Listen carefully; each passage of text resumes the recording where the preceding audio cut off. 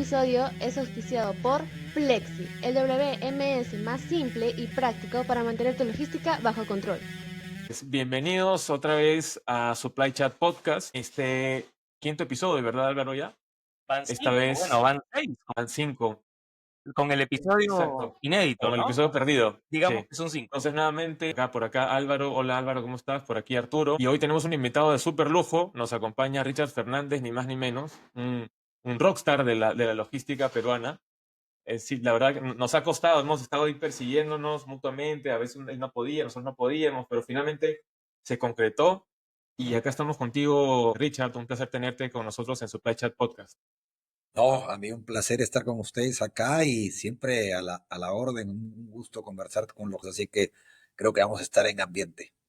Tremendo, tremendo. Álvaro, vamos contigo, si te parece. Sí. Un pequeño recordatorio no sé, de la vida, del mundo logístico y empezamos con el bloque uno que tenemos pensado para la conversa con Richard. Buenísimo. A ver, siempre en este podcast, rara vez tenemos un tema duro y fijo, pero muy interesante hoy día, sobre todo aprovechando la presencia de Richard. Me encantaría hablar de varios temas, por ejemplo, eh, la logística de consumo masivo, ¿no es cierto? Que es una logística especialmente dura y retadora. Temas de resiliencia de la cadena de suministro, también creo que hay muchos temas ahí que sería interesantísimo conversar.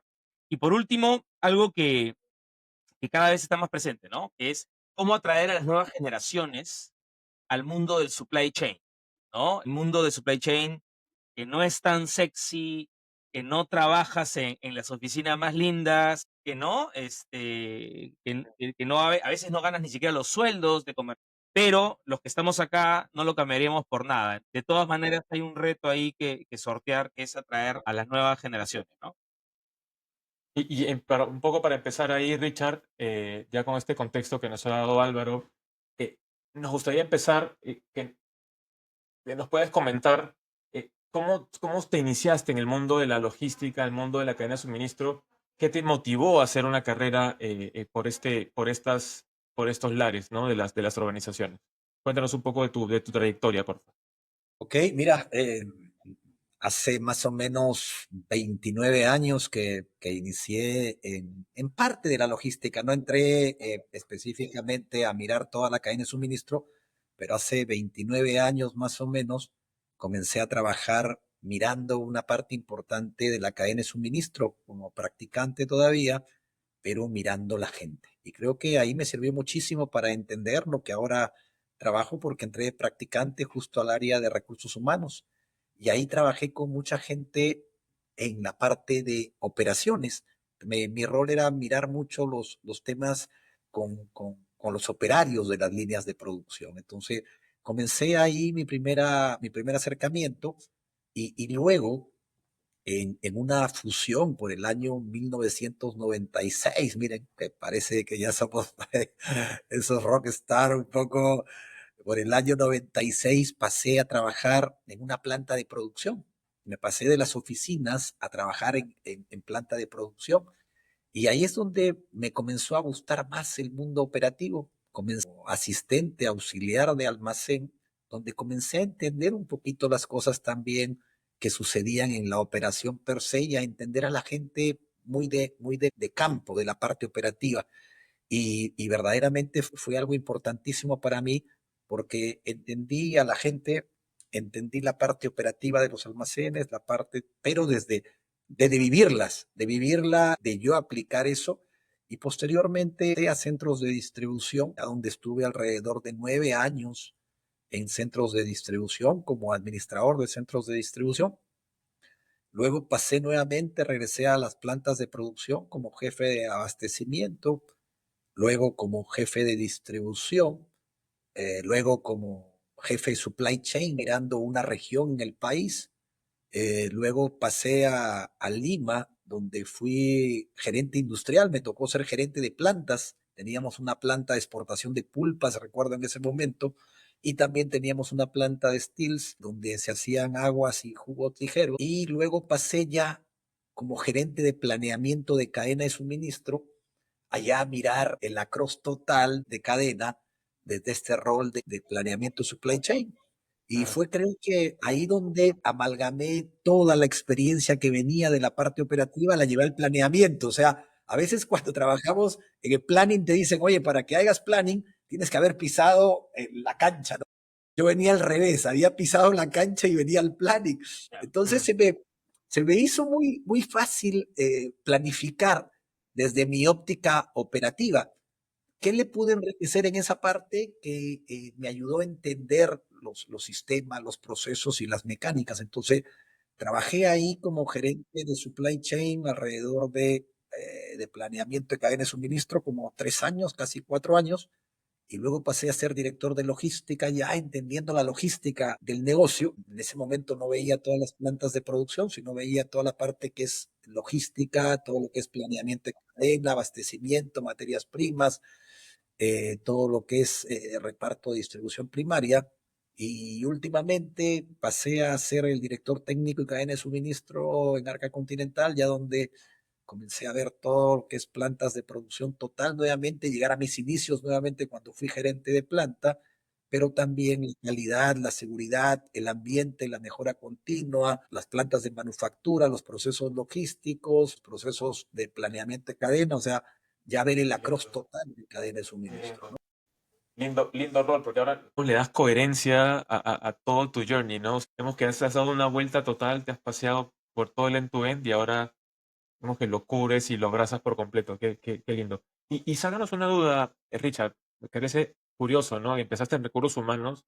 Además, eso hace sentido porque por ver todo este enfoque que tienes con respecto a la gente, ahora digamos que también eso te da coherencia a tu approach, a la logística también. Pero ese giro de recursos humanos, si bien tú venías viendo temas de operadores, estabas muy familiarizado, ese giro de la parte de la oficina a la operación, ¿fue pensada? ¿Fue una oportunidad inesperada? ¿Te Te la cuento. castigaron? Sí, sí, te la cuento, te ¿Cuál la es esa cuento. historia? Mira, yo llegué de practicante al área de recursos humanos, era, a ver, te digo, agosto del año 95, y llegué a practicar a la parte de recursos humanos y a estar en oficina, ¿no? Y en el año siguiente sucede la primera fusión en la compañía donde trabajaba, venía una empresa de capitales extranjeros y compraba la compañía, entonces prácticamente era decir, todo el proceso administrativo en algún momento y practicantes mucho más, oye, ya de repente en algún momento, de repente no tenías espacio donde estaba todo este cambio, ¿no? Y justo se presentó una plaza para trabajar de auxiliar de almacén en la parte de producción. Y me dijeron, oye, Richard, ¿no te interesa tú que estás iniciándote en operaciones? En ese tiempo todavía estaba sacando mi bachillerato y todo el tema. Yo nunca le dije no a nada. Y así que dije, no, donde me manden. Y me fui. O sea, no fue algo que lo tenía en mente, sino que se dio por el contexto y me fui a la operación, ¿no? Era bachiller en ese momento de ingeniería industrial y yo podía entrar a donde sea que me Sí. dijeran, ahí iba a Navajita estar. suiza. Lógico, claro. Qué chévere, qué chévere. Y en esa línea, Richard, a lo largo de tu carrera, evidentemente la complejidad va incrementando y tú me puedes decir que la respuesta a mi pregunta puede ser el reto que tuve ayer, ¿no? Te voy a preguntar cuál es el reto de los retos más complejos, pero a lo largo de tu carrera, ¿cuál es porque además a la escala, ¿no? De cada posición siempre todos los retos son importantísimos. ¿Cuál es uno que tú digas, oye, este ha sido brutal y qué aprendizaje te dejó? ¿Alguno que tú recuerdes con mucho sentimiento, con mucho dolor, con pasión o algo por el estilo, ¿no? Algo que Mira, te resuene. a ver, voy a comentar uno que no necesariamente fue con los retos técnicos o con los retos de lo que tú puedes planear como persona y con el background que traes atrás, sino te hablo más el tema que a veces le pasa mucho a los jóvenes, ¿no? A veces no necesariamente me pasó hace muchísimos años, cuando estaba iniciándome recién, creo que tenía 6 o 7 años trabajando en la compañía y me tocó un líder, no diría un líder, me tocó un jefe complejo, ¿no? Porque me tocó un jefe complejo y ahí es donde comencé a ganar esa resiliencia que tengo ahora y la capacidad de reinventarme yo y también de aprender que nunca iba a ser como esa persona, ¿no? O sea, aprendí lo positivo y lo negativo, y algo que siempre me sirvió es, todo, sea positivo o negativo, te va a servir en tu vida profesional. Y fue la primera con alrededor de 28 años, 29, fue mi primera experiencia compleja en una organización donde tuve que tratar de yo formar esa personalidad para tratar de superar esa complicación, porque a veces te chocas con eso, ¿no? Que donde no le gustaba tu trabajo o algún tema o no te decían o tenía un plan por hacer que no te lo había comentado y que verdaderamente nada de lo que tú hacías. Entonces, tenías que reinventarte y en algún momento creo que hasta pensé renunciar, mira, pero tuve un diálogo, nunca me voy a olvidar, recuerdo con mi padre y con mi hermano, ¿no? Y le dije, oye, estoy pensando renunciar y buscar otro trabajo porque No aguanto nada más más. voy a... No, así es, así es. Pero ahí donde mi papá me dijo algo, ¿no? Oye, a la primera te vas a derrumbar, al primer problema te vas a derrumbar, algún problema que sientas que no eres capaz de resolverlo y te vas a derrumbar, ¿no? En la vida vas a encontrar situaciones más complejas de las que tienes ahora, eres un muchacho y ¿sabes qué? Tienes que sacar adelante las cosas por ti, por lo que tú eres. Y si todo lo que hiciste ahora no ha servido para lograr resultados, pues entonces ándate, ¿no? Entonces vi y verdaderamente le di batalla al tema y logré revertir las cosas, ¿no? Al final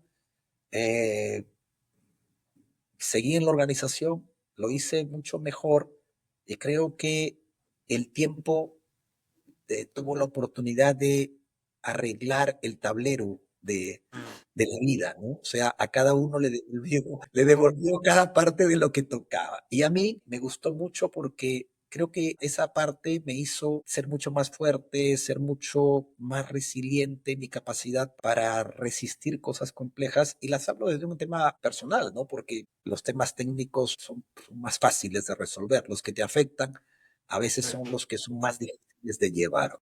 Que te marcan además, ¿no? Y te fortalecen, como tú dices, te forman como profesional finalmente.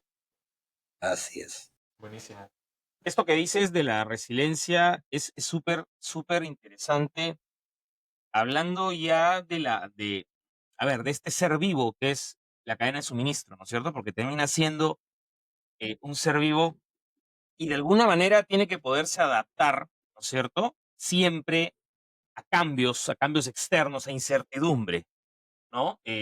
Yo la logística de consumo masivo siempre le he tenido bastante respeto, ¿no? Porque es un flujo demasiado continuo, de volúmenes muy grandes, ¿no? En donde si tú no planeas bien, ¿no es cierto?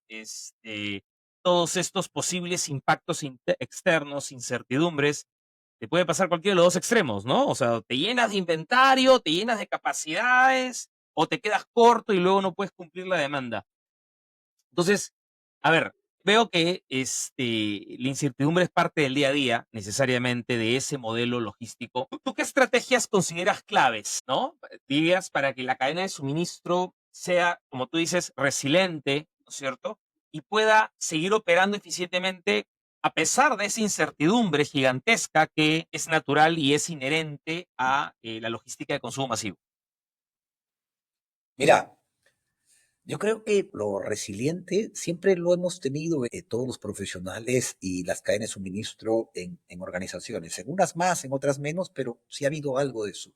Donde un poco se vuelve ya parte del ADN de muchas empresas es con todo el tema del COVID, ¿no? O sea, tú antes cuando veías y hablabas de disrupción en la cadena de suministro, sí, decías, oye, mañana se hay un tema de saturación en un puerto y bueno, vas a ver cómo lo solucionas, o te fallaba un proveedor y decías, bueno, hay que buscar a otro proveedor, pero como tenías cobertura, decías, hoy se puede manejar.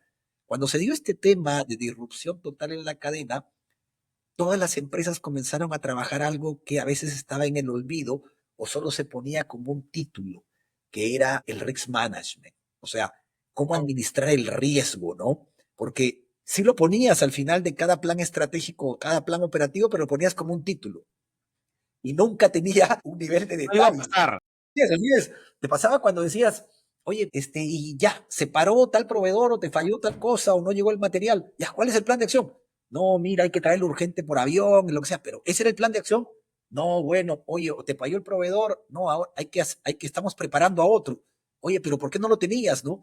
Entonces, como que recién te ponías a hacer la plana de ese risk management para enfrentar la disrupción. Pero siempre lo tenías como una teoría, pero que algunas empresas lo aplicaban menos y otras más por más disrupciones que habían tenido seguro por su propio rubro. Pero a mí verdaderamente, te lo digo desde hace muchos años, yo aprendí mucho cuando sucedió el fenómeno del niño en Perú. Ahí es donde nunca solté el risk management, porque te lo comento por qué. A mí me promueven a gerente de planeamiento de cadena por el año casi finalizar el 2016, para entrar el 2017. Y mi primer reto fue enfrentar el fenómeno del niño en el Perú, donde las carreteras se habían bloqueado y todo. Yo estaba nuevecito como gerente de planeamiento de cadena. Linda promoción, ¿ah? Lindo momento.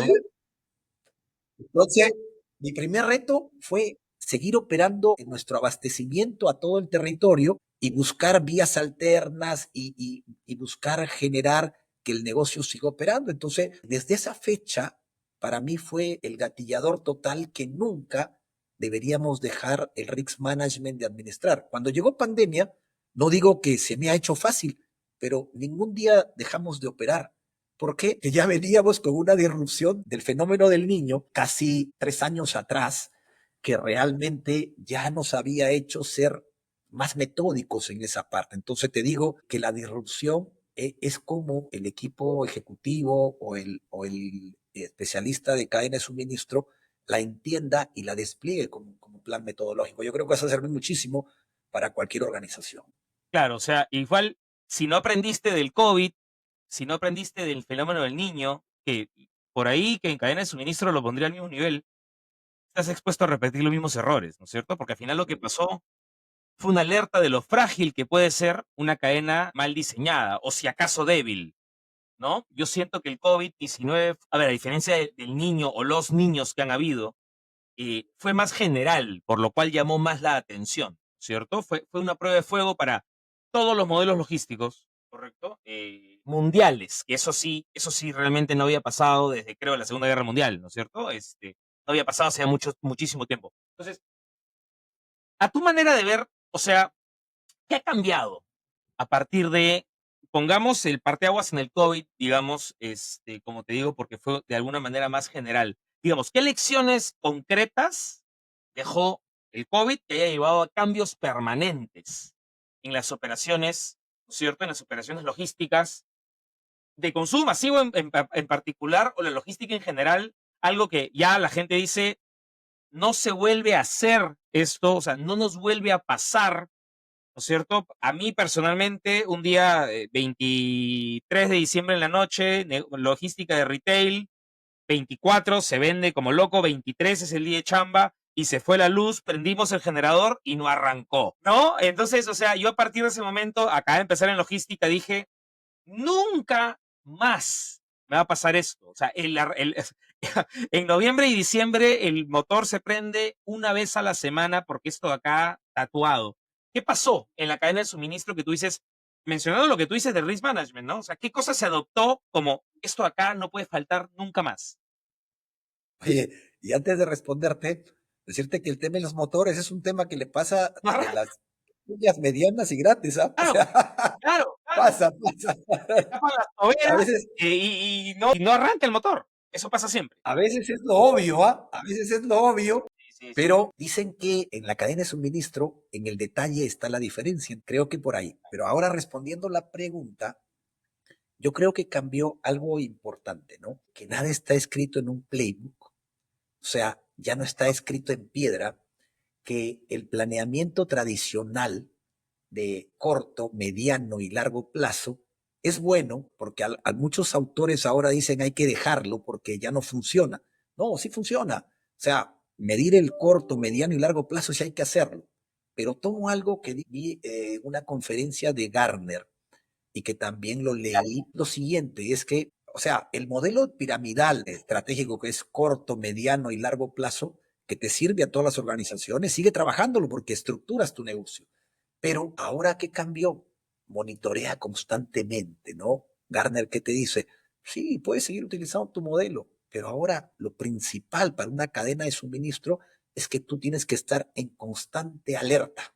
Si no estás en constante alerta, tiendes a repetir los errores del pasado, lo que tú dices, que vuelvas a caer en lo mismo porque no aprendiste de esos errores. Claro, claro. Ahora, de alguna manera, lo que tú dices es cierto. O sea, de alguna manera, las cabezas del supply chain management la tienen mucho más complicada, ¿no? Porque como tú dices, ya no hay playbook, ¿no es cierto? Ahora sí realmente no puedes hacer copy-paste del año pasado y le cambias el año, vamos a hacer el mismo plan. No, no. O sea, ya ahora hay que aplicar un montón de herramientas, hay que usar más la cabeza, ¿no es cierto? Porque sabes que esa letra chica en el contrato de salvo catástrofe, ok, sí puede pasar, Cisne negro, ¿no es ¿no? cierto? Acto de Dios.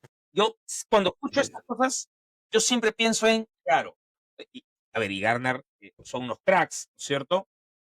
Pero acá me parece que generalmente eso se vuelca a la tecnología, ¿no? O sea, la tecnología en la gestión de la cadena del suministro. Y hoy hay, olvídate, o sea, una cantidad de opciones, no solamente en software, en hardware, y ni siquiera hablemos de la IA, que hay un montón de aplicaciones. ¿Qué herramientas dirías que tú dices, sabes qué? Mira, ampliando un poquito el espectro de solo logística, de almacenamiento, de distribución, un poquito más atrás, ¿no es cierto? Cadena de suministro, llámese planeación, de repente compras, ¿no es cierto? Ya warehousing y distribución. ¿Qué herramientas que tú piensas que dices, sabes qué? Mira, si no tienes esto, ¿no es cierto? Es muy difícil, digamos, que tú puedas concluir que estás totalmente cubierto ante un problema, o lo que tú dices, si no tienes esto, no estás mirando en tiempo real lo que está pasando, ¿no es cierto? ¿Cuáles crees que son las herramientas clave que tienes que tener? Mira, es una pregunta interesante, pero a la vez también compleja de responder. Voy a complementar en lo que yo creo que, a ver, la tecnología va a estar muy relacionada a que si es una pequeña empresa, mediana empresa o gran empresa, ¿no? Porque puede funcionarle a una pequeña empresa, es un tema de manejar su base de datos hasta en un Excel, una pequeña empresa, porque el volumen es muy pequeño. Yo te voy a dar un poco la experiencia nuestra como negocio, que es un negocio muy, muy grande en Perú y que nosotros, por decirte, ya necesitamos sistemas que nos den información o que procesen información en tiempo real. Entonces, para una empresa grande de consumo masivo, voy a generalizarla así, tienes que tener un sistema RP. No hay forma de que tú puedas transaccionar sin un RP. En este caso, el más popular que tenemos las empresas es SAP, pero también hay Oracle, hay otros tipos. Ese es el primero, es la base fundamental de una mediana a gran empresa. Después, ¿qué buscan las empresas de ese nivel? Tienes que buscar un optimizador de cadena, porque el RP solo no es el que te soporta, es el optimizador de cadena. Y en SAP hay uno que es APO, que es Advanced Planning Optimization, pero también ahora el que está muy fuerte y que también como Arca Continental tenemos es Blue Yonder, y que Blue Yonder le ha agregado, a diferencia de APO, el análisis de costo y la toma de decisiones. Entonces, le ha agregado un entorno más rápido y te diría que te permite llegar el end-to-end muy rápido desde el planning hasta el producto final y tener un mapeo de costos más rápido y en tiempo real. Eso a nivel del planning de supply, que te da un contexto más rápido y que puedas tomar mejores decisiones antes de llegar al punto de venta. Entonces, yo creo que son las dos herramientas básicas del planning de cadena que te pueden ayudar a que no llegues con sorpresas al punto de venta. Esos creo que son los prácticos y son los de planning. Operativos hay muchos más, ¿no? Pero esos son los básicos que No debe pueden tener una faltar. organización. Y cuéntame una cosa, Así yo, es. yo que estoy, digamos, en el día a día de las herramientas, ¿no? Las herramientas logísticas, WMS, TMS, hay como dos mundos, y no en la oferta, en la demanda, ¿cierto? Porque oferta hay de todo. Hoy hay de todo. Si tú quieres drones, te van a poner drones. probablemente no te vas a ahorrar $1 en algunos casos, pero te ponen drones. Sí, sí, sí. Y ese también es un punto bien importante. Pero a lo que iba, hay como dos tendencias, ¿no es cierto? Dos escuelas de compra el software, ¿no es cierto? Clase mundial, ¿no es cierto? Y adáptate tú a él, homológate, ¿no es cierto? Haz el proceso. No quiero decir sencillo, porque a veces es complejo, ¿no es cierto? Pero complejo no significa recargado, ¿no? O tú amóldate al software. Y existe también la otra escuela de las herramientas tienen que adaptarse al proceso, ¿correcto? La vista inversa de decir, no toques el software. Si hablamos de SAP, si hablamos de Oracle, ponlo como viene y así debe ser. No pueden ser jugadores mundiales si no lo hicieran bien, ¿no? ¿Tú qué piensas de eso? Porque yo me lo encuentro todos los días y de verdad que hay dos casi que escuelas bien marcadas. Mira, voy a contestar. ¿Sí me escuchas, no? Sí, claro. Perfecto. A ver, yo siempre he creído que los grandes software son importantes porque agrupan los procesos transversales a una organización, pero no necesariamente son a veces los más flexibles. Entonces, no necesariamente a veces una tecnología por decirte, de un gran software se puede aplicar a un proceso de distribución de última milla, porque no necesariamente, ya viene tan empaquetado, viene tan cuadriculado, que el cambio hacia, yo le llamo tropicalización, hacia el mundo real operativo, puede estar diseñado para Para otros mercados. diferentes países necesariamente tienen tu realidad. Entonces, para algunas partes del proceso, así como en Arca Continental o en cualquier empresa grande de consumo masivo, vas a buscar que realmente tener un software o una herramienta tecnológica que haga match con tu necesidad operativa. Siempre pasa una parte, ¿no? El, el software viene tan empaquetado a veces a un caso de uso que a veces resulta más complejo buscar implementarlo en tu realidad, que es preferible mejor úsalo para el 90% de tus procesos y la parte que es difícil de tropicalizar, usa alguna herramienta más operativa que te permita lograr el resultado y que no pierdas tiempo en implementar, ¿no? Claro, claro. Yo también soy de esa idea. O sea, salvo que quieras empezar a hacer un software desde cero, es un proyecto distinto, es una locura a veces. Efectivamente, Sí, lo que sí, acabas sí. de mencionar es tal cual. El software no va a adivinar tu realidad, ¿no? O sea, cualquier herramienta que utilices, utilízala bien homologada, tal cual vino de la caja, en el 90% en la que realmente te soluciona el problema.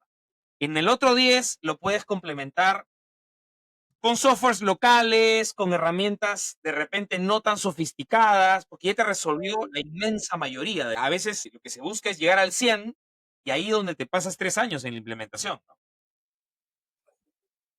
Y puedes fracasar porque insistes con algo que a veces te dicen, oye, ¿por qué quieres insistir tanto con algo? ¿Por qué no le das una repensada a las cosas? Que a veces somos duros para aceptar que nos equivocamos, ¿no? Entonces, yo creo que los logísticos tenemos que ser más prácticos, ¿no? O sea, y en la matemática, yo siempre le digo a mi equipo, ¿no? En la matemática no hay forma de que 1 más 1 no sea 2, pero en la logística hay diversas. A veces sí, se Así es. desafían las ciencias, Entonces, ¿no? Las ciencias exactas, sí. así es. Entonces, la logística va a tener una solución para cada tema y quizás pueden ser diversas. Por decir, hoy día estamos 3 logísticos acá, pero la decisión para cierto tema puede ser diferente a la hora que tomamos las decisiones de lo que estamos los 3 acá, pero quizás una de las 3 va a tener un mayor efecto.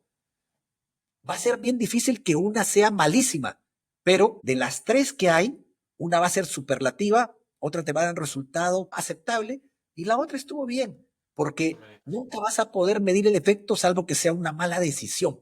Cuando son de buenas a superlativas las decisiones, usualmente es difícil diferenciarlas. Cuando es terrible, sí te vas a dar cuenta inmediato, ¿no? Pero logística tiene esa ventaja, te ofrece experimentar y a veces no necesariamente fracasar en el intento, ¿no? Ocurre algo, ¿no? Que cuando es superlativa es tu chamba, ¿no? Y cuando es malísima, ahí sí te lo refrían en la cara, ¿no? Dicen que en la logística o en cadena de suministro pasas de héroe a villano muy rápido, ¿no? Hay que saber manejar las cosas, ¿no? Sí, tal cual, tal cual. Y yendo en esa dirección, Richard, hemos hablado de tecnología, hemos hablado de procesos, hemos hablado de personas. Ay, se articulan procesos, personas, tecnologías, una serie de elementos. Hemos hablado de riesgos. Además, tú has pasado por una transición, una evolución amplia, ¿no? Tú cubres el end-to-end de la cadena de suministro. Estamos hablando de equipos multidisciplinarios, estamos hablando de diferentes perfiles, edades, backgrounds, formaciones académicas, etcétera, especialidades. ¿Cuáles son las claves que tú crees que te han funcionado o que aplicas en todo caso para mantener a tu equipo cohesionado, alineado y motivado, ¿no? Y para tener el performance que tú esperas Mira, de ellos.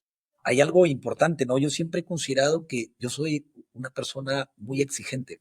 O sea, busco no la perfección, pero busco que estemos muy alineados a lograr los resultados que requiere el proceso y el negocio. Soy muy exigente en que todas las personas tienen que medir su resultado para poder generar cambio. Eso es una parte que siempre no lo considero una debilidad, tampoco una fortaleza, va a depender mucho de los equipos con los cuales trabajes y se adecue, pero eso para mí es básico. La otra es que yo creo que para mantener a los equipos motivados, a pesar de que eres muy exigente con las cosas, tienes que saber tocar las fibras correctas, ¿no? Que para mí es desarrollo, que es fundamental en la organización o en cualquier organización, tocar que haya reconocimiento, porque una persona que no es reconocida va a ser difícil que quiera dar la milla extra. Y la otra es que vaya evolucionando con la compañía, ¿no? Entonces, a mí me ha servido muchísimo esas tres variables porque en la exigencia a veces uno como, yo soy generación X, ¿no? Y siempre la exigencia es algo natural, pero conforme cambian las generaciones, tú tienes que ir moldeándote también, ¿no? Entonces, tienes que complementar mucho esa parte. Entonces, yo he complementado en esas tres principales para mí y hace, le digo, pocas semanas, bueno, lo hice hace un año con un equipo logístico que lo invité a una reunión y le dije, miren, no les voy a hablar de liderazgo porque ustedes deben saberlo más que yo a veces, pero les dije, habían 20 personas en la sala y les dije, levanten la mano los que han crecido los últimos 5 años en ese sector logístico. ¿Y cuántos creen que levantaron la mano? Dos. ¿No? ¿Cuántos? No tengo ni idea. Habían crecido ¿Sabes qué? profesionalmente. Levantaron la mano 16 de 20. Entonces, yo solo les dije una cosa. Eso para mí es que realmente estamos haciendo algo diferente y que realmente ahí puedo medir si es que estamos pudiendo ser líderes o no. Porque es muy difícil para nosotros como responsables de una cadena de suministro que podamos decir, oye, soy el líder que realmente mereces, realmente estoy impactando en lo que tú haces, estoy logrando trascender algo diferente para que tú estés motivado. Es difícil. Entonces, lo hice así. Ahora que tenemos toda la parte ya total con manufactura y todo, hubo una reunión de más de 50 recién como hace, ¿cuánto ha sido? 2 meses. Y hice la misma pregunta. Fue un poco menos de los 50, creo fueron como 30, pero ya estamos en un nivel diferente, ¿no? Para mí, eso es lo fundamental. Si la gente crece, es reconocida, verdaderamente siente de lo que entraron, cómo están ahora, creo que es la base fundamental para mantener equipos comprometidos. ¿Y por qué lo digo? Porque a mí me pasó. O sea, yo realmente tengo pasión por este negocio. ¿Y por qué? Porque realmente se dieron esas variables: crecimiento, reconocimiento y lograr objetivos personales, ¿no? Entonces, creo que son los grandes factores que mueven a las organizaciones y lo otro que está inherente en eso es que tengas un trato que realmente ellos sientan que es respetado, que es valorado. Que sí hay exigencia, porque eso no la puedes quitar en cadena de suministro, pero realmente lo motivante es que ellos vayan a su casa y que cada vez que pase un año vean y abren a su familia y digan, oye, ya soy el supervisor, soy el coordinador, soy el jefe. Paso, en la casa te dicen, a pesar que tú eres el jefe, te dicen que eres el dueño. Entonces, creo que, creo que eso realmente es un factor motivante. O tu madre, que para mí, por decir, mi mamá es mi hincha, ya te dice, no, ya, Bus, ya estás. Me acuerdo cuando era jefe, mi mamá le decía a todo el mundo que ya yo era el gerente, ¿no? Entonces, medio complejo, pero son cosas que uno valora muchísimo y yo practico lo que lo viví, ¿no? Y además, yendo por el lado de la exigencia también, y es curioso, ¿no? Porque efectivamente las nuevas generaciones se van haciendo, yo les digo la generación de cristal, a la que está ultimita, todo bien, me encantan, me caen súper bien y demás, pero hay que ir con pinzas, ¿no? Y yo creo que una de las claves es demostrarles, oye, si te exijo es porque sé que tienes potencial. O sea, si no te exigiera, más bien siéntete ofendido, no es porque no tienes ningún potencial. Y si no tienes potencial, sabes que ni te dirijo la palabra y ya está, ¿no? Si te exijo es porque veo materia gris, veo algo que puedes dar más, ¿no? Y sí, tienes toda la razón. Ese diálogo, recuerdo, y lo digo así, ahora yo lo tuve con un practicante que ingresó a la compañía y en algún momento sentí que de repente le exigía que dé su máximo potencial. Hoy día es jefe de planeamiento de operaciones y verdaderamente está motivadísimo y dicho hecho, lo que tú has dicho es correcto. O sea, hay muchísimos casos como esos que realmente tú buscas que la gente dé su máximo potencial. El tema nada más es cómo tú les explicas que es para eso, ¿no? Porque a veces en la primera no te entienden, pero cuando ven que van ganando esos skills, esos capabilities que les ayudan a lograr esos puestos de avanzada, creo que te entienden el mensaje totalmente, ¿no? Creo que tenías una pregunta en el tintero. Sí, muy buen, lo que tú dices es cierto, pero me deja una duda interesante. No sé si sientes lo mismo, pero hará desde hace, no sé, 5, 7, 8 años atrás, la logística parecía casi que el lugar donde llegaban, ¿no es cierto?, los que andábamos perdidos por la vida y no les había gustado la parte comercial sexy o la parte financiera, bien paga, ¿no? ¿Qué crees? O sea, a ver, y partiendo de que una nueva generación de profesionales está ingresando al campo de la logística, ¿no? Y de la cadena de suministro con otra perspectiva, ¿no? Porque supply chain ha cambiado totalmente, desde tomamos el ejemplo del COVID. ¿Qué, qué ves que busquen, qué valoran más de los profesionales que se suman a este sector? Por ejemplo, han notado que tengan diferentes expectativas en cuanto a flexibilidad laboral, a propósito en el trabajo, algún tipo de perspectiva respecto a lo que el área de logística les puede dar. Mira, no, y está muy buena, Álvaro, la pregunta, porque, por decirte, en mi experiencia y en lo que he podido ver, yo tengo en mis equipos muchísima gente joven.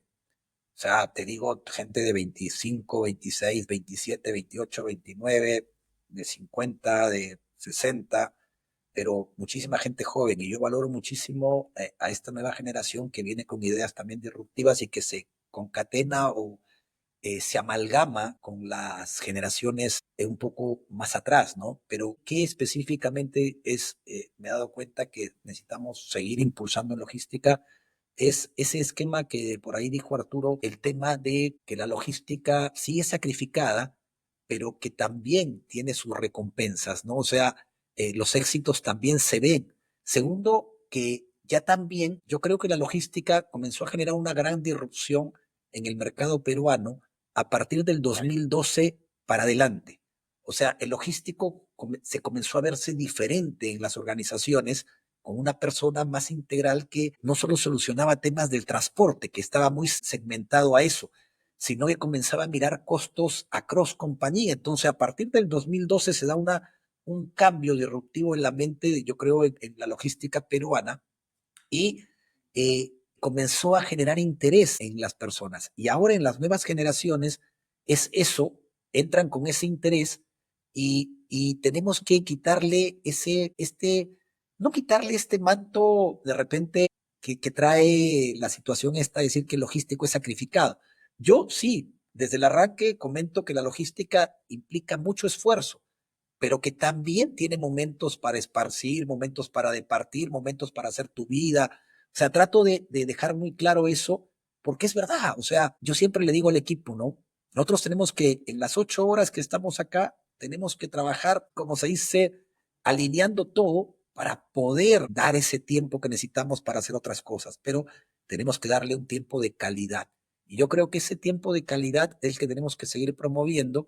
Y la otra es decirle que hay mucho campo en la cadena de suministro donde una persona puede desarrollarse. Mira, yo te comento, yo tengo personas de negocios internacionales trabajando en el campo logístico y que son muy hábiles haciendo estrategia de almacenes, diseñando layouts, donde nunca pensaron estar, pero ahora están haciéndolo y lo hacen, pero espectacular, ¿no? Entonces, oye, complementan todo el background que traen atrás, pero han descubierto dónde es su pasión para trabajar en logística. Entonces, creo que eso es disruptivo desde todo punto de vista y a mí me sirve bastante. No le busco ponerle un manto que es un área donde no va a haber situaciones donde tengamos que ver urgencias o lo que fuera, pero sí trato de decirle que sí también va a tener el tiempo y la oportunidad de desarrollarse, ¿no? Y eso creo que es lo que está trayendo más personas al campo logístico desde mi modesto entender, ¿no? Richard, más allá de tu experiencia de Arca, que por lo que nos has contado se nota que entienden la cadena de suministro, la planifican, la ejecutan y la viven, la sufren, la viven y la gozan. En general, en el Perú, ¿tú consideras que ya se entiende cadena de suministro o se sigue pensando bajo el paradigma de la logística y ya está?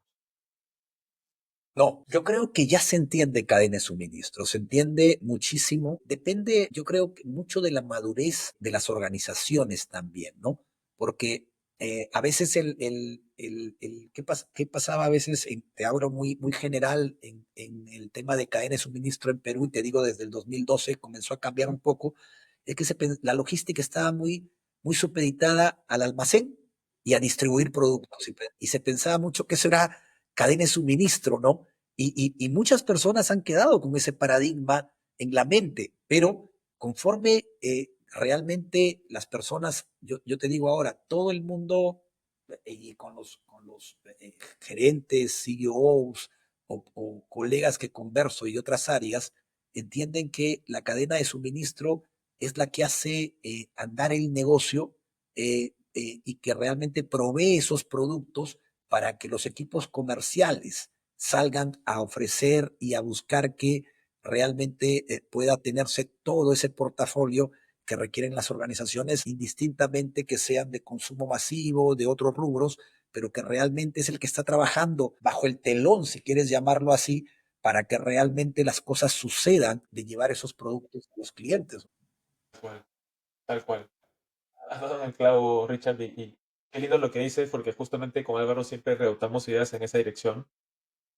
Personalmente reniego mucho al respecto. Ahí Álvaro me escucha, y vamos rebotando, en fin. Entonces, qué lindo lo que dices, música para mis oídos. Ojalá mucha gente te escuche, muchos empresarios se den cuenta finalmente mirándolos a los ojos así. No me escuchen a mí, no lo escuchen a Álvaro, escúchenlo a Richard Fernández, por favor.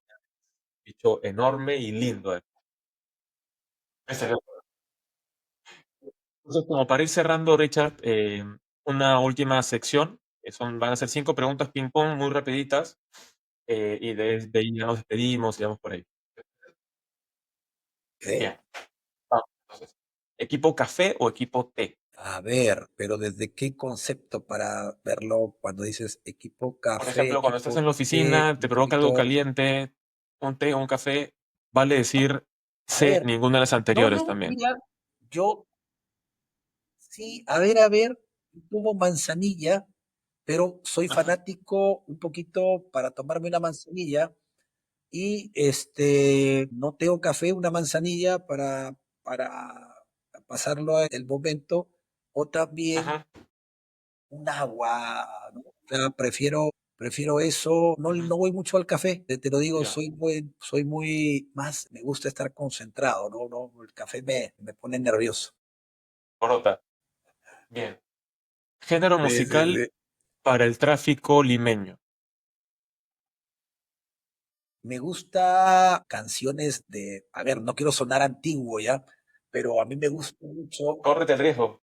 algo que, a ver, voy a tratar de correr, voy a ir de lo antiguo a lo moderno. Me gusta Dale. escuchar canciones de Julio Iglesias, pero las últimas, ¿no? O sea, por decir, a mí me inspira mucho las que tienen mucho contenido, por decirte, me gusta un Julio Iglesias tocando Quijote, por decirte, porque es motivante de toda la historia que comenta, pero también me gusta Ed Sheeran, por ejemplo, ¿no? Con canciones de ahora donde tienen un concepto también romántico, uno no puede salirse de las cosas que le gustan, pero también me gustan las canciones de contenido. Un deporte que practiques o que sigas con pasión. Ver, hago bicicleta estacionaria. Creo que para mí es el factor que me ayudó en pandemia. Me volví un especialista en bicicleta estacionaria porque decían que si el COVID te cogía con defensas bajas, te ibas a quedar y yo salía siempre al mercado todos los días, ¿no? Entonces, ya te puedes imaginar, llegaba a mi casa 6 de la tarde y lo que agarraba en 2 horas de bicicleta estacionaria y le daba para que realmente estar con todo el cuerpo en óptimas condiciones. Ahora le he dejado un poquito, pero siempre trato de retomarla, ¿no? Y para finalizar, un aplicativo que uses mucho fuera del trabajo, que no sea el correo, por favor. Aplicativo. A ver, mira, te voy a decir algo que va con las nuevas generaciones. Yo uso mucho Copilot. Ya no uso Google para navegar, lo uso Copilot para todo, ¿ah? O sea, uso Copilot para averiguar, para ver noticias, para tratar una síntesis de un libro. Que no digo que con esto que no me guste leer, me gusta leer mucho, pero ahora busco la síntesis para tratar de sacarle el máximo provecho. Y si veo que la síntesis me interesa, agarro y me leo todo el libro. Pero ahora me ayuda mucho esta IA y Copilot en específico para aprovechar mejor mi tiempo. Buenísimo. Richard, te agradecemos muchísimo por esta conversación. La verdad que estoy muy contento de haber podido finalmente concretar esta buena conversa, este rebote de ideas entre logísticos, diferentes generaciones, diferentes mindsets, finalmente una misma pasión, diferentes industrias, en fin. Muy agradecidos por participar en este quinto episodio de Supply Chat Podcast. No sin antes, Álvaro, tienes algo que contarnos, por favor. Sí, ya somos más de 100 suscriptores, suena poco, pero a ver, este es un podcast de logística, no de fútbol, ¿no? Y ojo, y No dentro somos de la estos poquita 100, farfán ni nada, entonces imagínate. claro. Nosotros somos un poquito más nerds. Ahora, estos 100 suscriptores los hemos revisado, ¿ah? No son la familia de Arturo, no todos se apellidan García Calderón, no, son de verdad, No, ¿ah? ni Ugarte tampoco. No. Son Hemos verdaderos, sí. revisado, son de verdad. De ahí Así que serán de verdad, 5 o 6 míos, 5 o 6 tuyos y el resto son reales. Sí. claro. Y el resto de verdad son geeks de la logística. Así que de verdad que es súper interesante tener estos espacios y tener esta oportunidad para rebotar ideas interesantes. Nuevamente, Richard, muchísimas gracias.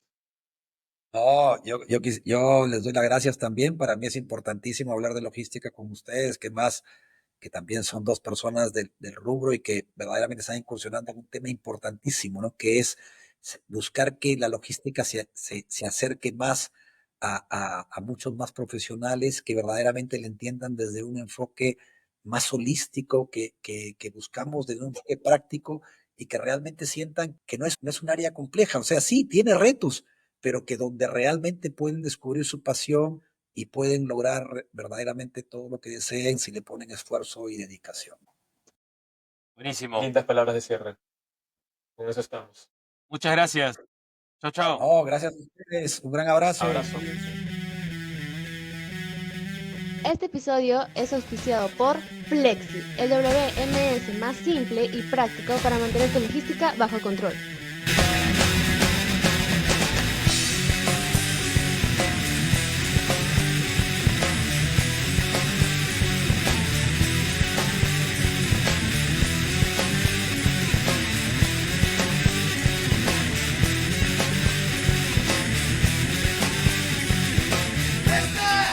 ¿Qué más que decir? ¿Qué más que decir?